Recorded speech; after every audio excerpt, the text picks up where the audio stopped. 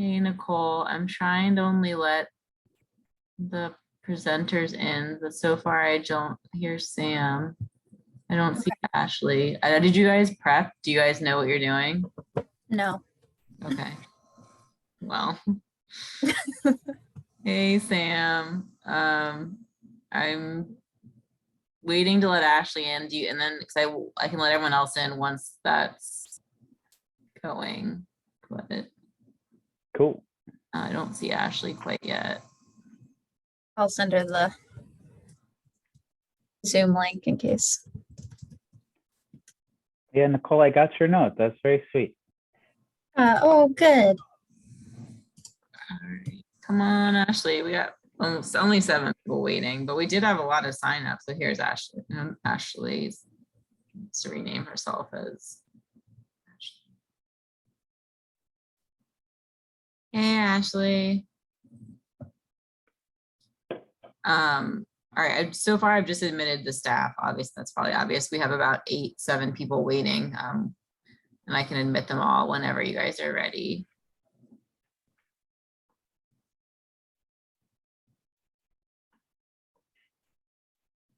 Cool with me. Yeah. Go ahead and let people in.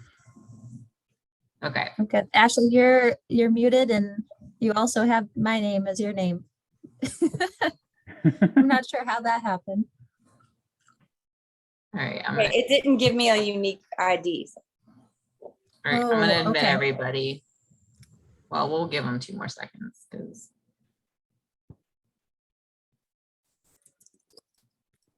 Yeah, the Zoom link I must have sent you had Okay, my name associated with it. You can be me for a day. He's at the beach. All right, I'm gonna let everybody in now. Here we go.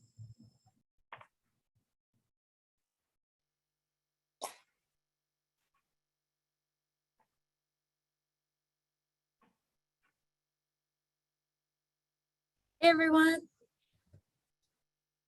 Welcome. It's great to see your faces.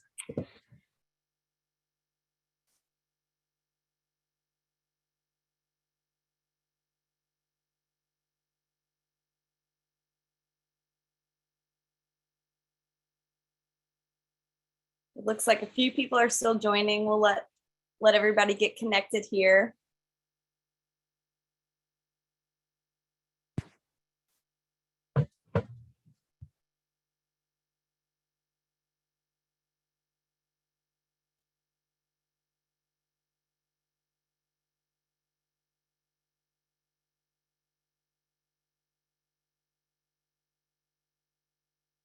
All right.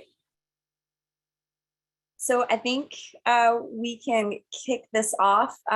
We set this up as an opportunity for folks to be able to talk about the experiences that they had during the AOPA Policy Forum, for us to report back to you all some of the wins that we've already seen as a result of your hard work on the Hill last week. And so if I could get Sam to give us a little overview of the number of meetings that we had, and just as a note, a lot of meetings are still being scheduled. So we're going to be continuing those meetings. So if any of your meetings were canceled, or if you didn't have an opportunity to meet with your member of Congress because we didn't get that meeting scheduled, we're going to continue to work on that. So Sam, you want to give us a little bit of an update on that? Yeah, absolutely, Ashley. So we had 84 meetings in total around the Hill, both in person and virtual on the 18th. I believe around 45 were with members of the House. And so that was about 10% of the House we were able to reach. And then around 35 of those meetings were in the Senate. So because there's 100 of them, that's 35%, around a third of the Senate. So that's the reach of our meetings has been very impressive. And like Ashley said, I'm sure some of you have seen, but I'm contacting offices right now to follow up with virtual meetings next week and the week after that. So be on the lookout if you had a meeting get canceled or get rescheduled for whatever reason. I'll be working on that for y'all.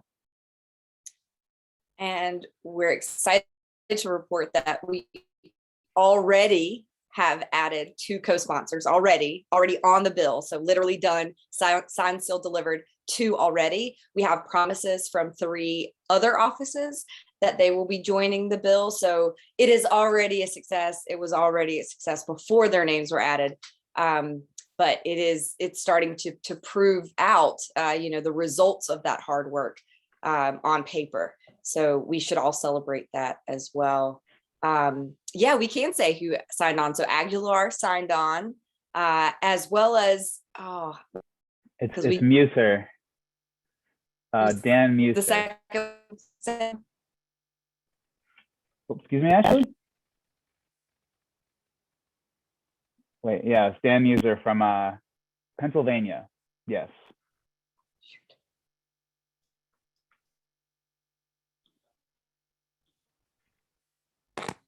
Ashley, I think your internet connection is a little faulty today. Yeah, she's frozen. Yeah, it's protesting. Have we heard anything positive from Jerry Connolly's office? I did feel like we had a decent visit with them virtually.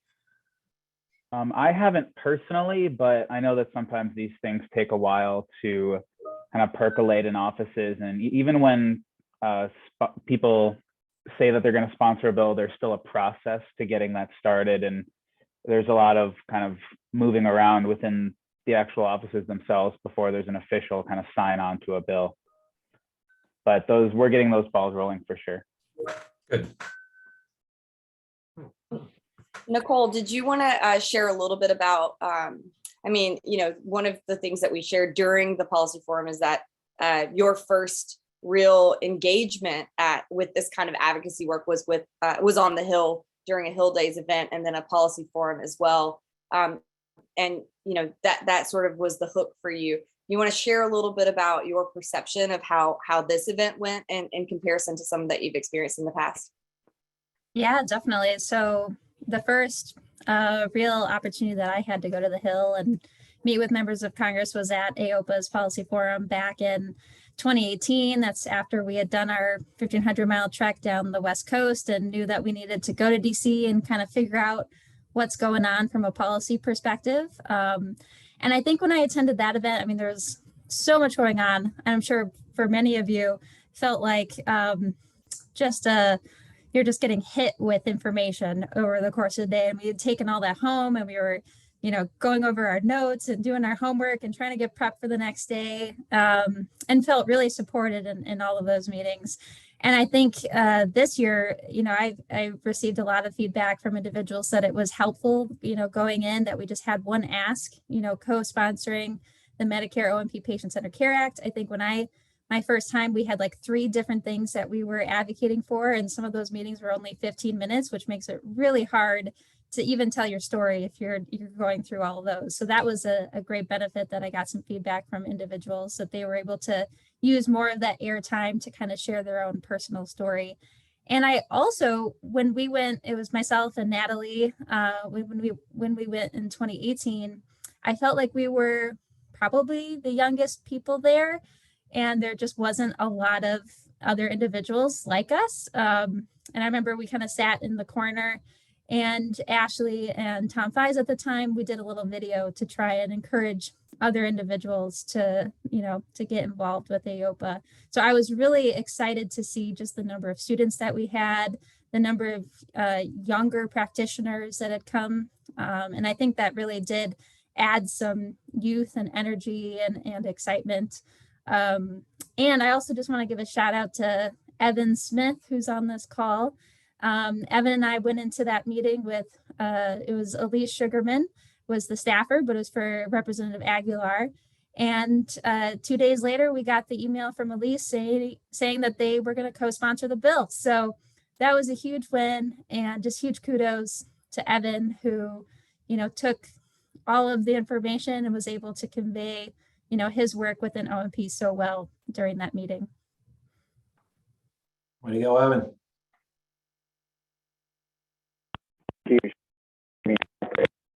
In the ball.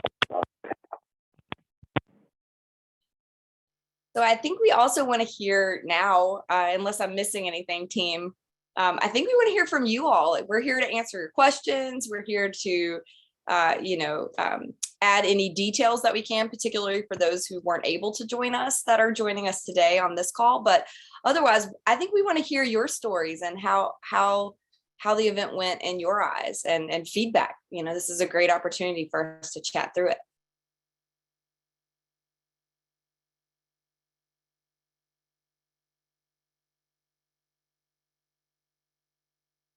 I will call on someone. I'll just say, Ashley, it was my first time. I thought it was a great event. I learned a lot, and it was more fun than I expected it to be. I always thought it was this, pressure grinder. You're going to the hill, you're sweating, and it really wasn't that. Obviously the staffers are pretty youthful and pretty accommodating, and also really pretty interested.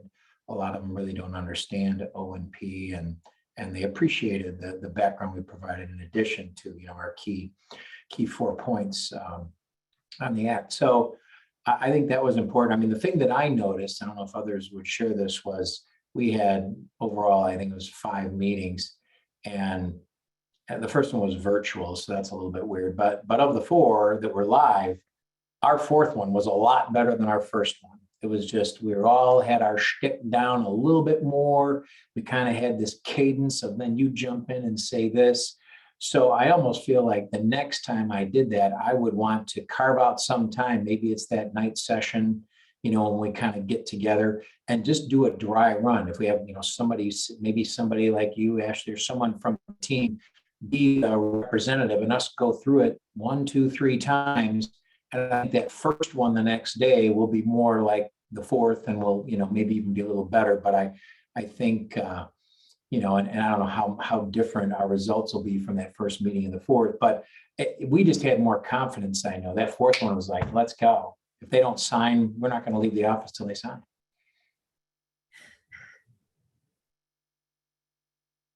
I love that So, feedback. I think Nicole- we felt the same way.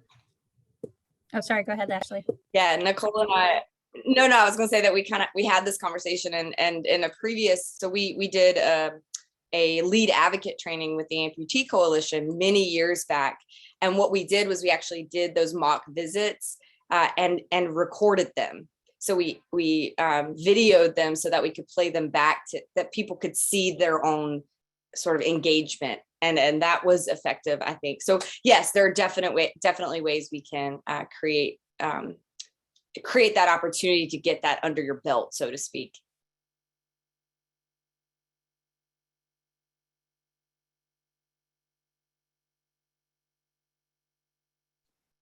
I'll jump in. It's Tracy. I thought it was really cool. Our very first meeting was with Senator Blackburn's office in Tennessee. And it was really cool because Chris, the health staffer, he totally remembered me. I thought it was really great. Like when Sam sent me the email to say, hey, will you reach out to them to see? I mean, I think within I felt like 2 minutes of sending the email, it was like, absolutely, what time I'm available at this time. I mean, it was like, so I just think having these relationships and these connections, I think are just, anyway, I'm super excited. I was super excited that, that he remembered, and we had this, whole dialogue walking down to the Senate cafeteria where we ended up meeting him. So I think that is really cool. And just a reminder to me to keep that connection in between, this policy forum, the next policy forum, and as we move forward. And then he's supposed to be coming to our to see Phil Hour at the end of June. So I think that's one of the things I always like to remind people too, is I always leave and remind people, hey, when you're back in your district, if you're in, Chattanooga, please come by, or if you're in Colorado or Salt Lake or wherever we happen to have a space, I always encourage them to come and, really see, what each of you do. And I definitely encouraging the clinicians to do that, because they get super excited, and they all come back home at some point throughout the year. So even if they don't come with their representative or their senator, at least having those health staffers come can be really impactful as well. Along those lines, one of the things that seems to work well is to do kind of an open house and invite the elected officials, but also invite your local news coverage and make sure the elected people know the news will be there. That motivates them a little bit more. Invite some patients too. They can tell the stories. It makes it really, really real when they can see behind the scenes and talk to their constituents who are patients. So very powerful.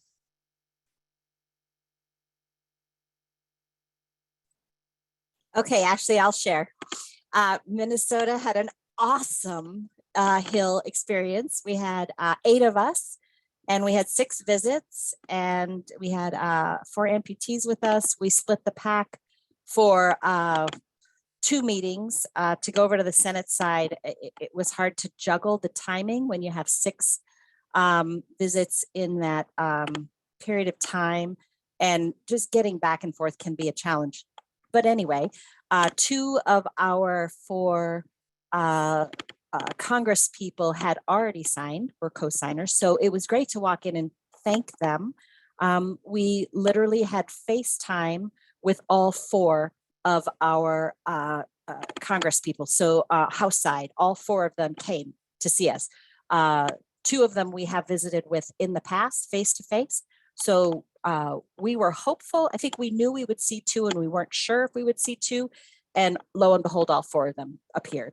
So that was, and that's a true testament to what Tracy was talking about establishing that relationship and being there, you know, for years and years, and being on the virtual visits these past 2 years with some of them, or the staffers. Staff does change from year to year. But there were a few familiar faces for us that we had been on with Zoom last year, so that was great. We are hopeful that we're going to work on that, our Senate side, a little bit harder, a little bit more of a push on the Senate side in the next couple of weeks. But Ari is on the call with us now, and I told her that was probably one of the best visits for Minnesota that we've had in the last 12 years. And maybe that's because our group, you know, 5 of us have done this for years now, and we feel very comfortable with the setup of the meeting, the flow of the meeting, who speaks to what, and it was just there was so much positive feedback and positive feelings, and we just had a very dynamic group. I think the policy forum in general this year was so upbeat and positive. And I do think we attribute that to the incredible preparation of the AOPA staff. So thank you to Ashley and Sam specifically, and everyone who worked to set it up.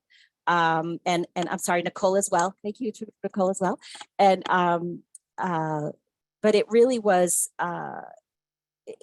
having only one issue to speak to is really helpful also. Like Nicole was saying, in the past, we've gone in with 3 things, literally 3 different bills, and that's hard to juggle. So we were very fortunate this year to only be concerned with one ask. So Ari, do you have anything? I'm not sure she's got a microphone, but it really was a great experience for Minnesota. So thanks to all. I think I've had the opportunity to join along on the Minnesota team, and I learn a lot just being with you guys in one of those meetings. So if there's a way in the future, maybe we could have you guys, you know, up on stage, kind of showing your cadence and how you guys go about your meetings. I think a lot of people would benefit from seeing that. And I know for Arlene as well, I had mentioned that to them because they had their, you know, cadence down as well, and they've been doing this for a while. I think that's a great point, Nicole, you know, like a best practices thing, you know, in addition to just practicing ourselves, seeing how it's really done from, you know, someone like Terry in the Minnesota team, and even Evan, you know, the closer, you know, anything that can be shared with the rest of us, I think will all make us better.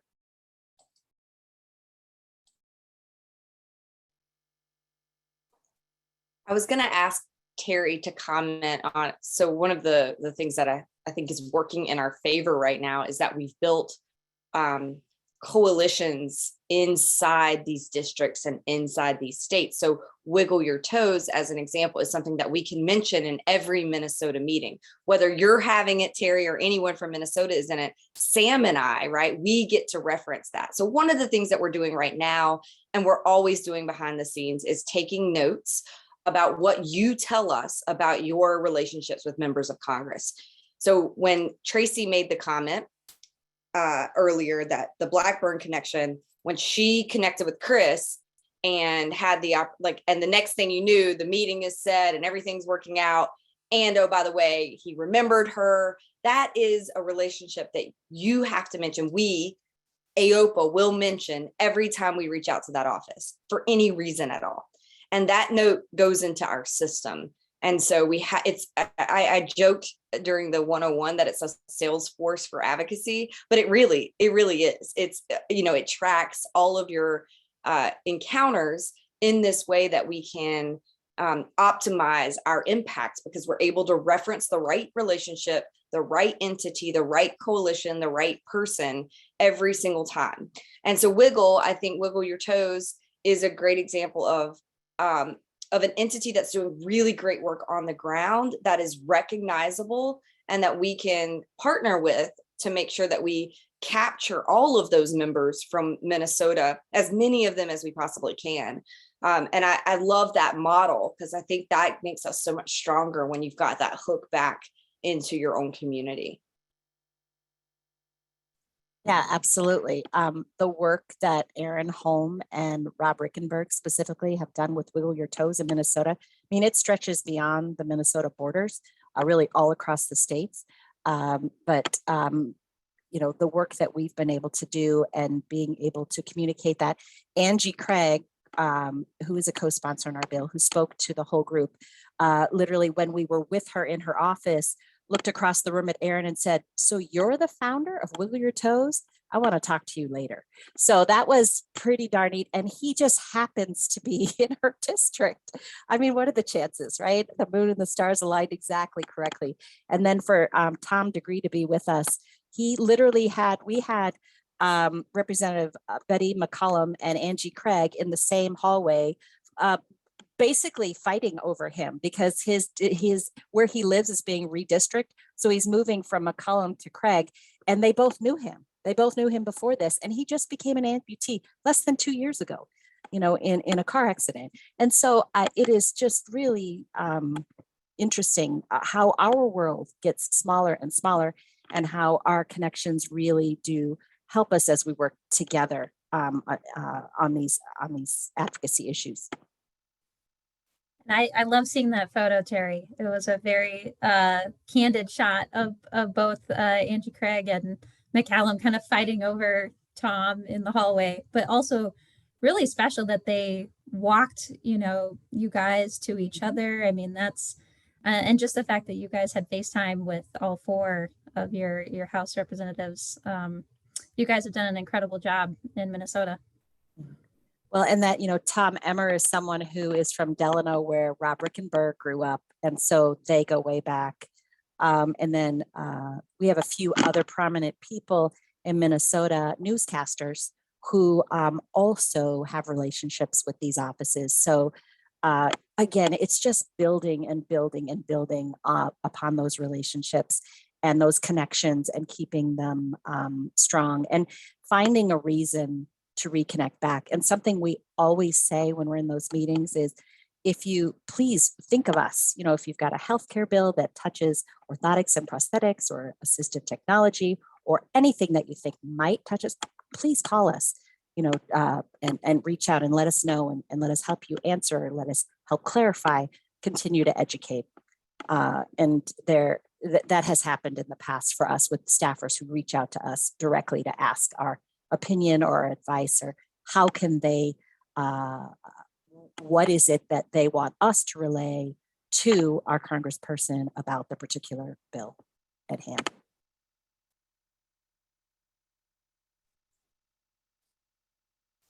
Hi, can you guys hear me? Yes. This is Ari from Concordia, St. Paul. I joined this year for the first time. And I just wanted to add that when we visited in Minnesota, Congressman Emmer had Wiggle Your Toes logo right on his computer screen welcoming us to visit him.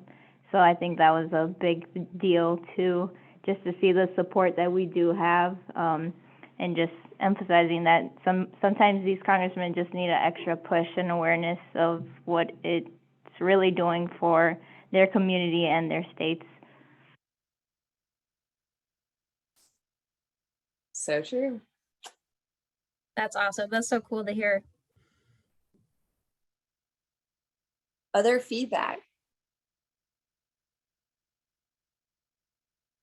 Hey guys, I just wanted to add that in Florida, we make sure that we visit those offices here when we're in our districts, but we open up the school and have them come and do tours. On top of that, we go and go to events with them, invite them to some of our local community events, really get them engaged in what we do. They're even engaged in some of our like social media things and joking around. One of them thought he was getting a meeting with IHOP. He was expecting pancakes. And then when we went up to Tallahassee and visit them at their offices with the students, we took a bus up there and we delivered some pancakes. So we got a lot of feedback from the staffers because he was eating his pancakes there with everybody. So just things like that, and really getting them engaged with our patients and the students and letting them know that, you know, these guys are going to be serving the constituents in the state. It's just really a good practice to engage them on almost a monthly or quarterly basis, reach out to their staff and invite them back, because the staffers, you know, they're just as important because they get in their ears and tell them, you know, this is coming up. Or so I would say take the opportunity to invite the staffers to either, you know, open houses and things like that so they can engage with your patients. But the policy forum was great. We had a great time, got to interact with some of the students from the other schools, and like you said, having just one thing to discuss, I think helped the people that were there for the first time. So even if you have two things going to the Hill, split the groups up so that one group's talking about one thing, the other group's talking about something else, if you have the luxury of having that many from the state. I know Matthew Nelson, oh, he's unmuted. There we go. Hey, can you hear me okay? Yeah, we can hear you. Hey, sorry, thanks. Yeah, just calling on behalf or just chiming in on behalf of Georgia. We had a great contingent. Again, I think this is probably my 5th policy forum and great group of people. The one thing I'm wondering is whether or not we can, and maybe I missed a call, but if we can know who's coming from each state prior to the forum, so we can all kind of get together from a state standpoint and kind of prepare. I felt like some of the participants from Georgia were cramming to understand the different stuff we were going to speak about. And I would love to be able to get together with our crew and kind of, I mean, because Jim Young and I are pretty much the usual suspects for Georgia, but just understanding who's coming, who's the state representative, what students are coming would be great to know just as we prepare. The other thing I'm wondering is, I mean, we're obviously heavy on prosthetics and amputees. Have we ever considered, and I know part of it may be, you know, how functional the orthotic patient may be, but just having a bracing orthotic patient come as well, just to help the individuals understand the difference between the two, I think would be great. And then the last thing I want to mention is just, I struggle a little bit with follow-up kind of after we get back home. What do we do? Do we, you know, I've already emailed one staffer that we met with via Zoom, but just kind of understanding once we get back home, how do we finish off what we did? So these are all great. This is great feedback. I do think our goal in the future will be to connect you with your contingent more in an earlier manner. A lot of that really does come down to registration and the process. We had people registering, you know, up until the week of, and so, which means that we also have to schedule their meetings and get their, you know, find their home addresses and all that. So logistically, I think that is a great piece of feedback, and certainly something that the team will consider and do its best to make possible. The piece about the orthotics patient, I want to just give credit to Aaron Holm again, because he did recruit an orthotic wearer, an orthotics patient, and that I know that was impactful in those meetings. It is harder to, I think, in some cases, for that level of engagement, because we don't do the best job of allowing them to see themselves in this legislation. But if you think about it, the orthotic patient is more impacted by this legislation than the prosthetic patient is. And so it's a great point, Matthew, great point that the orthotic patients have a voice in this fight as well, and we should lift them up to do that. And on your final note, we did send out a follow-up email that has some pretty good instructions on what we think the next steps should look like. I would encourage everybody to find that email. It would have come from info@aopanet.org. But we are going to be doing individual outreach to you all and help walk you through next steps, ways that we can engage throughout the year. Our advocacy does not stop with this event. So those are all really great comments, Matthew. Thank you. Feedback and go on Matthew's things. Thing that went well was. Oh, I think we're having trouble hearing you, Evan. Is that just me? It's breaking up a little bit. Is that any better? Yeah, much better. Okay, perfect. One thing that kind of jump off of what Matthew said about potentially meeting our group from the state a little bit earlier, if possible. One thing that went well, I thought, working with Nicole, was having a team leader per meeting. So I got a bunch of emails with Elise and Nicole, and I think it was Denise, with Pete Aguilar.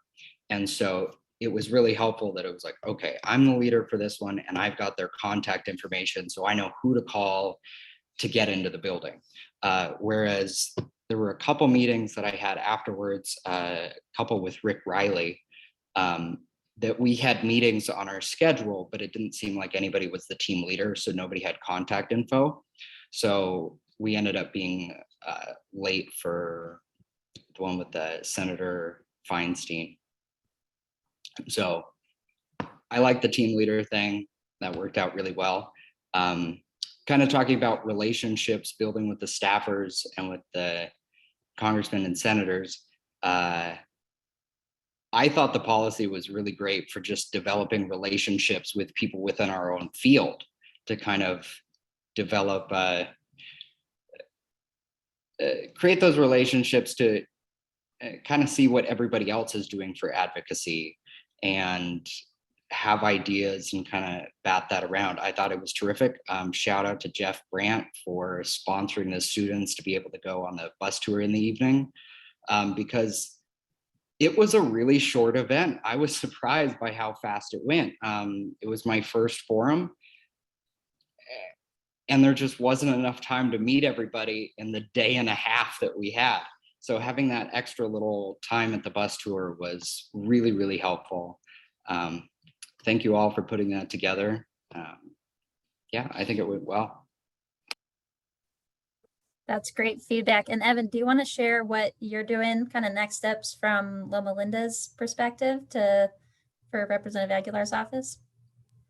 Sure. Okay, so the first thing, since Aguilar agreed to co-sign, I'm talking with one of the program directors here to get all the students together and have take a large group photo, something that says, thank you from Loma Linda University, Orthotics and Prosthetics or something. And Nicole's going to write a thank you letter on the AOPA letterhead, I believe, and something that's like half page or so that she can email it to me. I could print it out. I can have everybody sign it, and then I could scan it and send that along with the digital photo back to her so that she can connect with Aguilar. Awesome. Thank you for coordinating that. I think it'll go a long way and be a personal touch as a thank you. So if I may, I wanted to comment about team leads. So in Minnesota, we normally have two, Kimberly Hansen from AOPA, and I take it. And then, but everyone in the room, again, we have experience doing it. So we know what the layout is and the setup. And with regard to connecting beforehand, so we take it upon ourselves as soon as we know the dates of the policy forum to find out who's going. So we reach out to our community in Minnesota, and we find people who are interested, and we find the resources to help get them there as well. So that's something that now that you have all been a part of it, in the future, maybe you can instigate that. That's something that we instigate here. We pull our team together. And then I remember Ashley saying, oh, you've got one more coming. And I said, oh, who is it? And so I try to find out. I engage with AOPA and say, who do you have registered from Minnesota? So before we get there, we have a good idea of how many. When the dates first came out, I think there was a cap on with the cap was 5 or 6 people who could visit. And I went, oh, 5. And so it the cap was increased to something like 15 by the time but in the beginning I thought, oh no, we're going to have to split our pack. And so I was already thinking, how are we going to do that? Because I knew we had at least 7 people coming, ended up being a total of 9, 8 who actually went on visits. So anyway, so with regard to how do you connect? How do you know?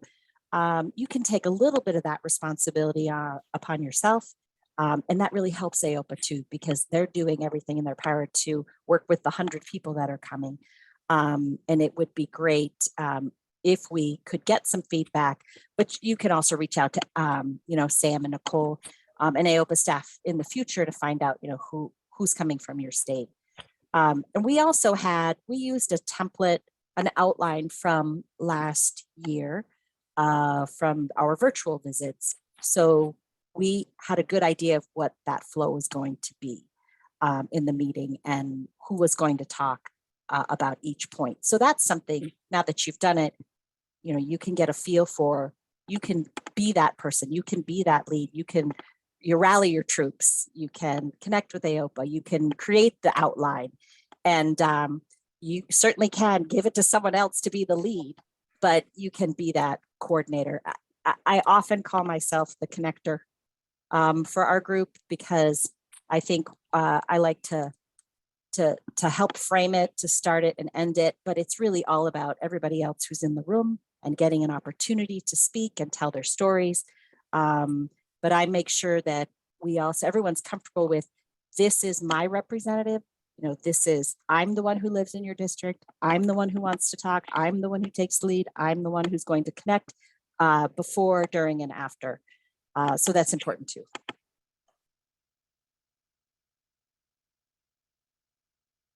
So we do have a couple of new announcements that are exciting. In line with what Evan is doing from Loma Linda, we had our medical advisory board meetings immediately following the policy forum. I'm not sure that'll ever happen again, but it was actually wonderful, because we were able to talk about the policy forum, or talk about the bill when we opened our meetings, and the responses from our medical advisory board directors was incredible. So we have a room full of physicians that were just impressed with the policy, really supportive of the policy. And they said, tell us how we can advocate for these policies for you. So we've got this group of physicians that are going to be signing on to a letter that's going to go to all of their members of Congress and just across the Hill broadly as well. So there'll be some direct outreach from those medical advisory board members, and then a generic outreach that goes to the entire Congress, which is exciting. We also have a bill that's going to be introduced next month. We are working with the Cartwright office.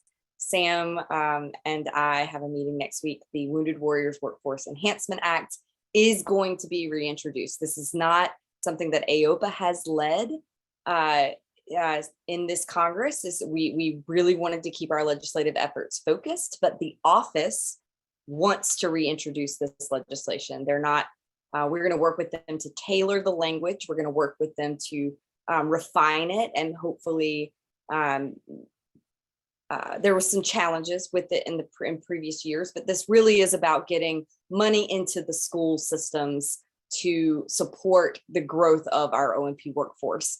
And so we're going to tailor the language a bit in the legislation to see if we can address that issue in this Congress.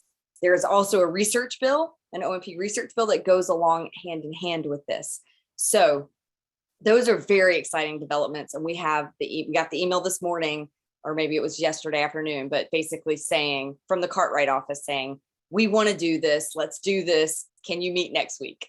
Actually, they said, can you meet this week? But I am on vacation. So, so Sam and I are meeting with them on Tuesday when I get back. But that will be very exciting, I think, for everyone to hear about however that bill turns out to look in this next iteration. And again, we do need to be addressing the workforce issues. So we will take whatever chances we can get, particularly when they are led by a member of Congress. That means that they care about it enough to introduce that legislation. It was not something that we were actively advocating for from that office. So we are the advisors in this scenario and are happy to be that. Those are two big announcements. I don't know, anything else I'm missing, Nicole or Sam?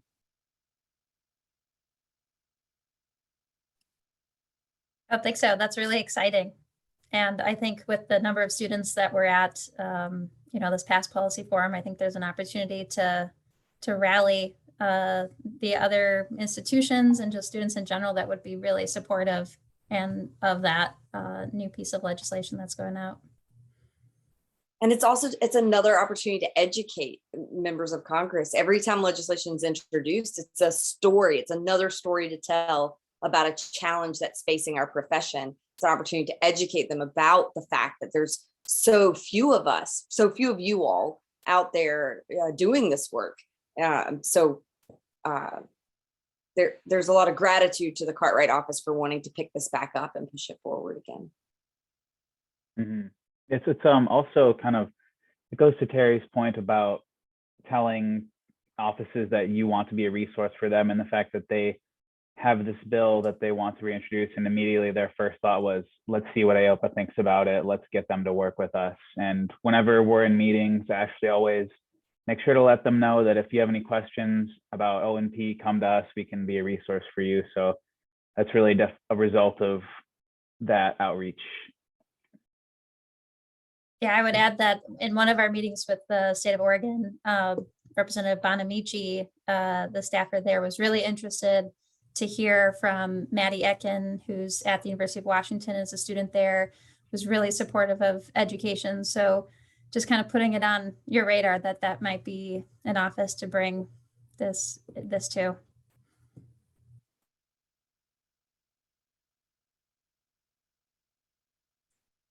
I do have a question. So a lot of the meetings that we had in Minnesota, the congressmen were asking, kind of relating to the CBO that we had pending on the bill. And they just wanted to know, like, the numbers, that if there was any numbers, if it would affect anything, or if there's something on saving money due to reducing fraud and abuse. And I was just following up on that with you guys, if there's been anything, because they did ask us for if we could provide numbers to follow up with numbers. Yeah, so I can share that, and if someone else on the call wants to speak up about their conversations, but we do have several AOPA members that have relationships in offices, not necessarily the offices that they were meeting with, that have added their voices to the request to get CBO pushed through. So the Congressional Budget Office it's like a pipeline. Every single piece of legislation that gets introduced in the country gets a request for a CBO score that goes through this institution. And all of the economists and health economists there will process the language. They'll determine whether or not it will have an impact, financial impact on the government, and what that impact would look like. And so there's a lot of backlog there, and they prioritize things that are going to the floor for a vote.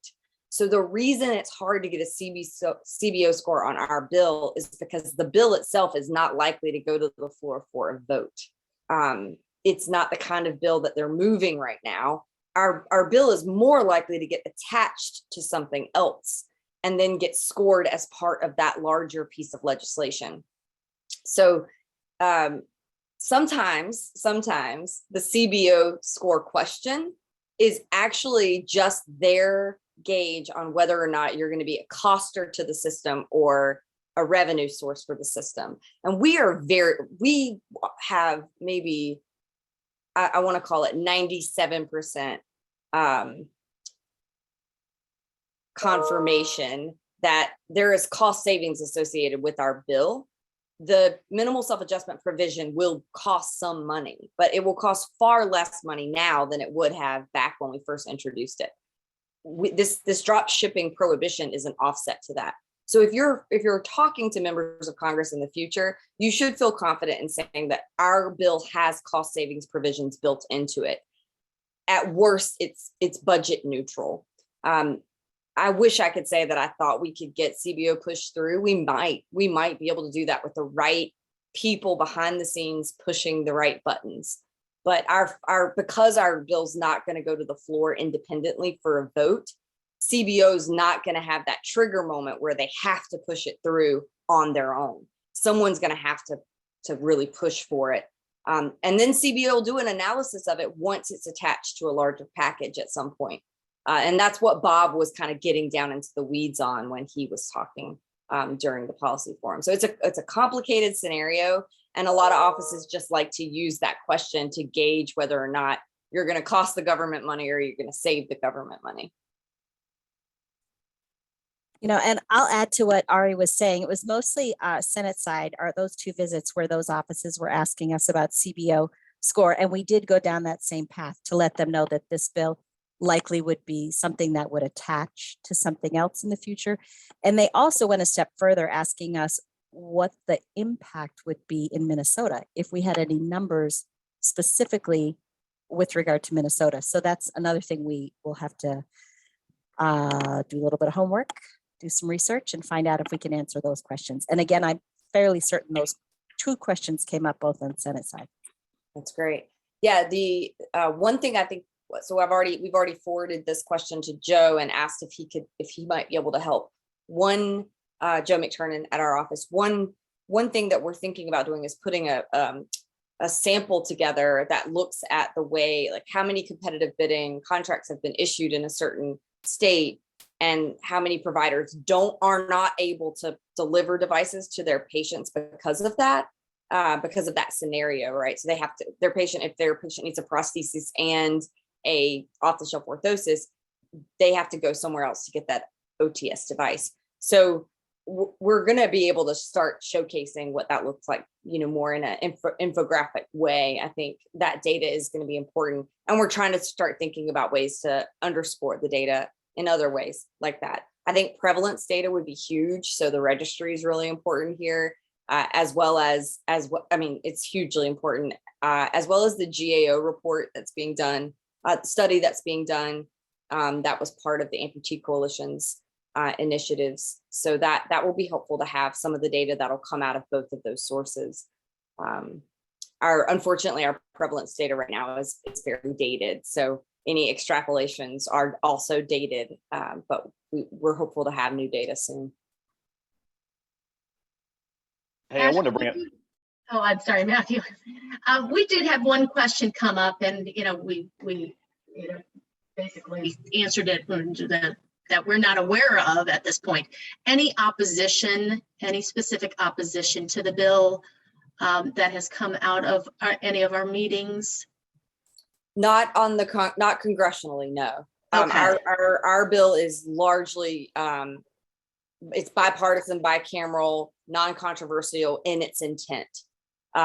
Anytime legislation is introduced that could impact provider communities, there's always concern about how that gets regulated, which is not the same as the bill. Is their concern with the bill? It's whether or not it'll be regulated a certain way. So no, there's no formal opposition to our legislation. I think there's concern from the therapists that they won't be included in it, but we have strong belief that there isn't going to be that's not going to happen, that the impact of our legislation would not do that. So we continue to have open communication channels with the therapy groups along those lines. Great, thank you. Hey, I want to tell a quick story. So the one representative the Georgia crew got to meet was Representative Scott. The funny thing is, I thought we were going to see David Scott. We walk in and it's Austin Scott, so I was a little bit surprised by who was in front of me. But in any case, he kind of hijacked the meeting a little bit. Nice guy, knows Jim Young really well, so the two of them kind of caught up briefly. But he brought in one of his staffers because the staffer female has a son who's an amputee. And so the big thing they hammered us about was the cost of prosthetics. And so his quote was, why does a prosthetic limb, why is it more expensive than an F-350 truck? And so we just talked about, like, we don't set the pricing, from whether it's a Medicare, whether it's Medicare or a commercial payer or Medicaid, we don't, as providers, we don't set the pricing. But he really that was kind of the big talking point. And I talked to the staffer afterwards for a while, and just, she said, my son's prosthetic limb costs $45,000 and he's a BK. I'm like, well, that might be usual and customary, but there's no chance that they're billing 45 grand for a BK prosthesis. But I don't know if anybody else has faced that conversation, but he was super concerned about that aspect before he'd even consider us talking about the bill. But again, we talked through it and told him, as providers, Jim had a story to tell, and it kind of seemed to resonate, but we had to get past that before he started talking about the bill. So. Yeah, I think it's interesting that he would compare his staffer's son's mobility to his Ford truck. So, yeah. I mean, agree. These sometimes these moments are hard to swallow. People's perception of what the system is supposed to do for people can vary wildly. You answered it correctly in putting the onus on the pricing system back onto the system itself. That was a great response. But I don't think anybody's asking why our knee replacements cost what they cost, or why does a heart surgery cost what it costs, or why. I mean, well, we definitely focused on the fact that we bill for a prosthesis, but the care that follows once they leave the office is we don't charge for it. The staffer was she was very nice, but she was, as a child, the child is, getting a new socket every 3 to 6 months. And so she's like, it just is costing a ton of money. I'm like, unfortunately, it is what it is. It's just one of those things where you don't know until you have an amputee family member, what it's going to cost you. And then at that point, you maybe vary what insurance plan you select. But we spent probably a good 30 minutes talking about that before we even got to the bill. So. And this was Austin Scott, not David Scott. Yeah. I don't have, there's going to be fiscal conservatives that will always have that question. And that's just a reality. And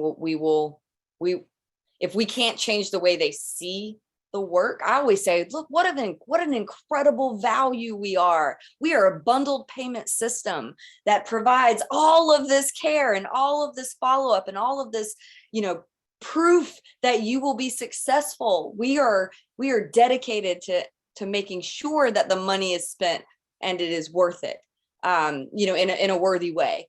And so I try to flip that script anytime I can, and ask them about what they see valuable in their own expenses in their daily lives. What does their mobility mean to them? What is it worth it to you? I think those are the kinds of ways that, even, with respect, right? With respect, but I think it's important to try your best in these kinds of meetings to turn it back around and say, and give some perspective in that regard. It doesn't help that the mother was struggling with the price, right? That's tough. I think you have to understand and be sympathetic of that. But the mother might not even be aware of the fact that all of that cost is inclusive of the care that her child's getting. She might not even be aware of that, right? So take that opportunity to educate them on how our billing system works, and feel confident that you are a value add to the healthcare of that individual. Yeah, and I'd be curious to know, what their insurance policy looks like, what coverage they have on it, if there's a cap, or if they have, 80/20 or whatever. That can make a big difference, and is part of why we advocate for insurance coverage on these as well. But I think something that would be interesting to find some data on is the cost of not having mobility, and kind of sharing that with them. And just saying, when people aren't mobile, they gain weight. This leads to other secondary health conditions, and actually costs our system even more as a result of not being able to move. So that could be, maybe we can kind of write down some of these FAQs, and if this happens in another office, people can respond to that. I love that idea. It's a So, great and I'll add that when we are faced with a question of cost, we jump right to each amputee is unique in and of him or herself. And we actually go into activity levels, and we talk about how the system is set up where devices are commensurate with different activity levels. And the insurance companies, they go through a prior authorization process, and they really match activity levels to the patient, and that helps dictate the price. So this young dynamic child, his needs are going to be greatly different from an elderly woman who's an amputee who basically just needs the device for transfers. And cost is commensurate with these as well. And so, and then we pretty much say, we could have a whole couple of hours of a conversation about that if you'd like to get into more detail, and we can schedule that, or AOPA can schedule that. And that usually answers it briefly, so you can get on to, what's the subject matter at hand in the particular legislation. So that's worked for us in the past.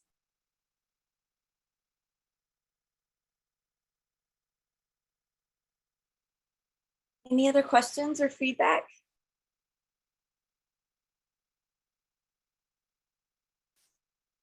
All right. Well, we will be engaging throughout the year. This work is not over. Thank you so much for being part of this. And for those that were not able to join us, we hope that you are encouraged to join us at the next policy forum. It really is an amazing experience. It will forever be my favorite AOPA event, even though I'm probably not supposed to say that out loud.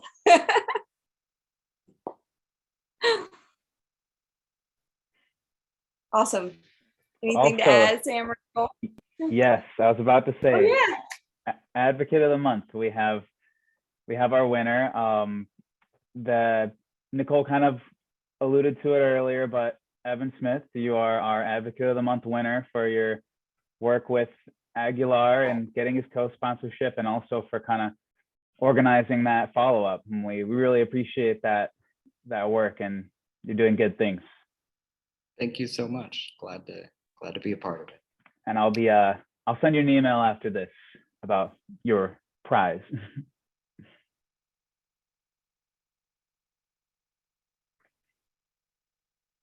Thanks, everyone. So great to Thank see you, you all everyone. again. Have a good one, y'all.